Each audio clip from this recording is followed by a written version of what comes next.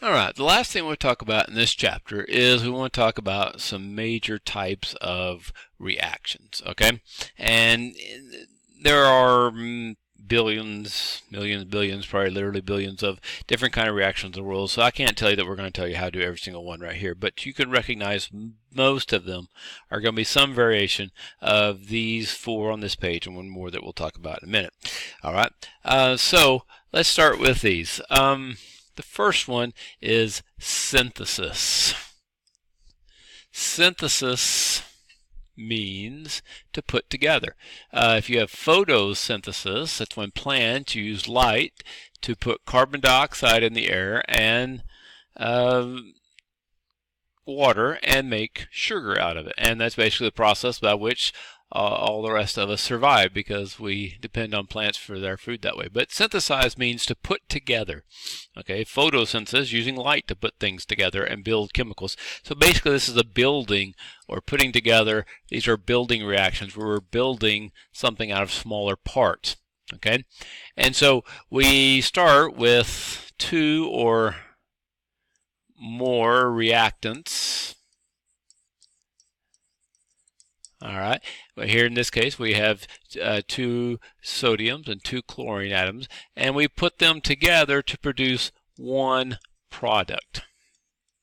All right, so we're putting sodium plus chlorine, and we're making salt, making a bigger one. Now, the same could be true of larger equations. We're just keeping it simple right here. But you have more than one reactant, you end up with only one product. That's synthesis, and that makes it fairly easy to recognize these because there's only going to be one product on the other side. Now, the reverse of that would be the next reaction. All right, the next reaction is just the opposite of that, and it is decomposition. And if we were to say what is something decomposing or decomposition, what is decomposition? It would be breaking down. Okay, so it's breaking down, doing the opposite of building things up, breaking down. These would be where you're increasing the entropy and spreading out the energy. And so these are usually those type of reactions. Whereas here, up here, you're decreasing entropy and building more complicated things, so it might actually be exothermic. Now, but if we look down here at the bottom, for this one, we have one reactant. Okay, just like over here we had one product. Now, on this one, we have one reactant, and then it breaks down into two or more products. Okay, because we're breaking it down. We have one chemical breaking down into smaller chemicals. Okay, and so these are breaking down reactions. All right, whereas synthesis up here, we're building and building up. All right. So once again, if a one product is going to be synthesis, one reactant, it's probably going to be a decomposition. Now, the last two are similar but slightly different. All right. In this case, we have an element plus a compound, and we end up with a compound plus an element.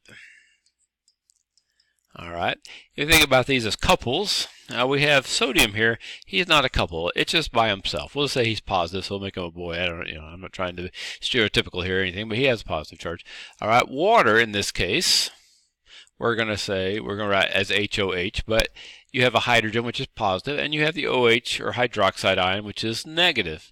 It's a couple. So you got a boy and a girl. So it's kind of like if you went out on a date and your best friend went along as the third wheel, I guess, and halfway through the date, your date and your friend decide, hey, they would like to go together. So now your friend, the sodium, and the OH, which was your date, are now together, and you are out all by yourself. Okay?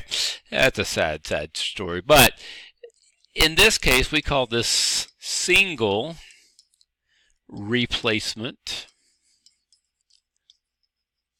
or you may hear the word displacement. But either way, single replacement or displacement, because basically this element has replaced this one. Usually it's a metal replacing another metal, although it could be a nonmetal. The second part being added to another, if you add it to another nonmetal, it could replace it.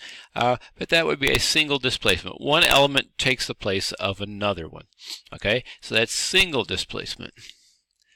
Now, I guess a slightly happier, although confused story would be this one. In this type of reaction, you have a happy couple, magnesium and carbonate. And here you have a happy couple, hydrogen and chlorine. Now, this would be like a couple going out on a double date. All right. And they're two couples, but halfway through the date, they decide they like the other one's date better, and so they just happily swap. So this way, at least, everybody still has a partner. Everybody still has a date. They just swap dates. Instead of magnesium carbonate, now we have magnesium chloride. Instead of hydrogen chloride, now we have hydrogen carbonate. Okay, so since two elements have swapped, okay, this one we have a compound plus a compound, and we end up with a compound plus a compound, but they have switched partners, so, and both of them have switched partners, so this is called double displacement or double replacement reaction. Okay, and basically they just both swap partners. All right, so these are the four kind of basic type of things. We're either going to build compounds by putting two smaller things together to make one big thing. We're going to decompose, or decomposition, we start with one and break it down into smaller parts. Okay, single replacement is very important when we're trying to get, let's just say this had been iron here, and say we had some other metal that was not as valuable as like sodium, and we used it to knock out the iron, and we ended up, instead of hydrogen over here, we ended up with iron by itself. This would be a way to get pure iron. So single replacement is a way to get a pure element possibly that you couldn't otherwise get.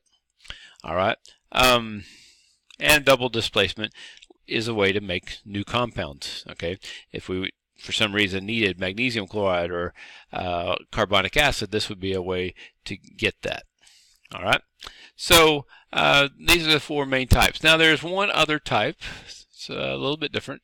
Let's just say we take with, let's start with,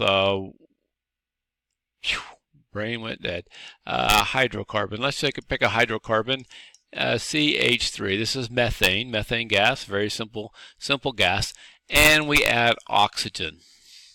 Okay, now this could be a type of oxidation that we talked about in the other kind, but anytime you add oxygen, you have to have oxygen to burn things. So very often when you add oxygen, it is considered a combustion reaction. Okay,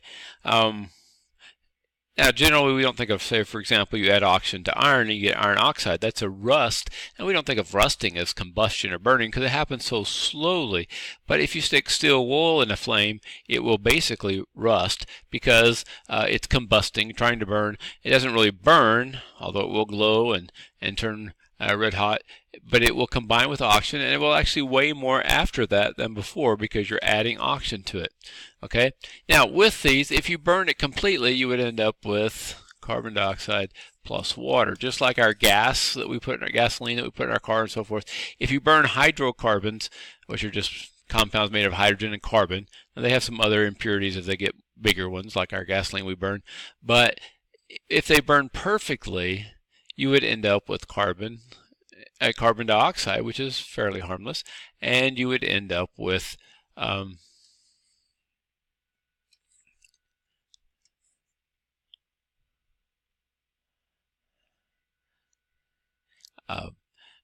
carbon dioxide and water, and that would be a good thing. But anyhow, basically, I'm going to have to work a little bit on the, let's make this 6. Let's make that 4. Let me just do an eraser. Let's do this officially here. Okay, so get rid of the 3 there. Whoops, get rid of that. Oh, I got rid of some other extra things I didn't really want to get rid of, but we'll put those back. So let's make that H there. Let's make that 6. That gives you 12 of those. So if you have 12 hydrogens, what you're going to have to do here, you're going to put 4 there, and that gives you 12 hydrogens there. But now you've got 8 oxygen, 6 here, and then 2 there, so that makes a total of 8, so we put a 4 there. And carbon, now you got 4 of them here, so you got to put a 4 there. So now you have 8 oxygens and 6 more, which makes 14. So we would have to put a 7 there, and that would make it out. But yeah, that would be the balanced equation. But basically, it's something you have something, we'll say X, plus oxygen. All right, and then you end up with whatever products. Very often, somewhere in there would be carbon dioxide plus water. If you burn a log, it's a little more complicated than CH3 because there's a lot of things in a log, but you, among other things, you will have carbon dioxide produced as well as just carbon, which is what we call soot. It doesn't burn, it's just pure carbon, and you will get water vapor. If you put a piece of glass over a burning candle, you will see a little water vapor forming up on the top. But it would also include other things. If it's not just a pure hydrocarbon like some of the fuels, it will have other byproducts. But basic combustion is another big type of reaction, and usually you will always see some element plus oxygen. And keep in mind, it may not be one that combusts at a rate that it actually bursts into flames or anything, but it would still basically be considered a combustion reaction. So if you know those 5 reactions, that and along with acid and base, which although acid and bases can also be some of these other types when they react, depending on what they react with, those will get you and go a long way toward explaining any of the reactions you might see in real life. All right, and that's it for type of reactions.